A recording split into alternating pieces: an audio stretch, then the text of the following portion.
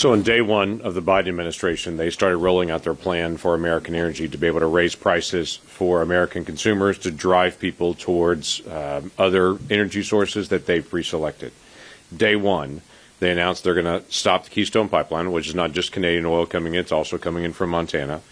They're going to stop leasing of federal lands, and they aggressively started doing the work behind the scenes to shut down the access to capital to anyone who wanted to be able to loan or give money to any entity that wants to expand pipelines. They put out the threat immediately about any permits, any regulatory help to be able to do anything with pipelines or expand anything with fossil fuels. John Kerry has recently announced that we're going to be done with coal by 2030, which may be a shock to a lot of folks that actually have coal-fired plants that are extended out for their life and amortization for the next 30, 40 years, that the administration is intentionally looking to be able to end that in 9 years. But it's not stopped with just raising the prices on the United States and on American citizens. Now they're trying to deal with the political consequences of what's going on.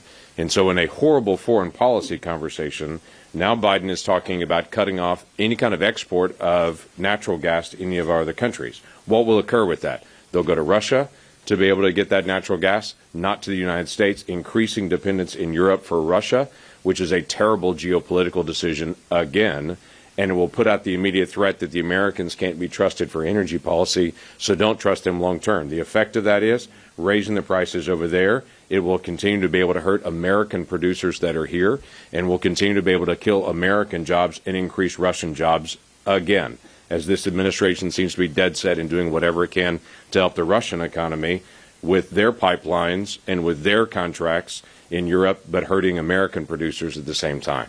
This is crushing the American economy in many ways, and it's crushing the American consumer. But it is absolutely by design to try to force people into using solar, wind, other things that are unreliable.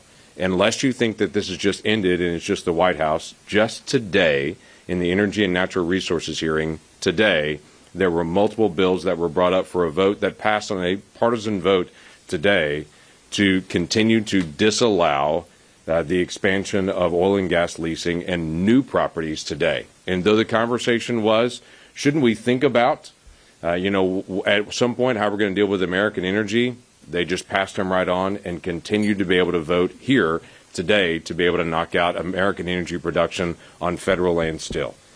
This will be an issue. And as Americans pay more in Oklahoma for heating their homes this summer and this winter, as they pay for all that hot water tank and everything else, as they pay for their gas in their truck and their vehicle, this is a big issue for a lot of folks. And as they try to talk about the Strategic Petroleum Reserve and releasing that for a few weeks to lower price, that is about short-term political gain, not actually helping the consumer long-term and American jobs.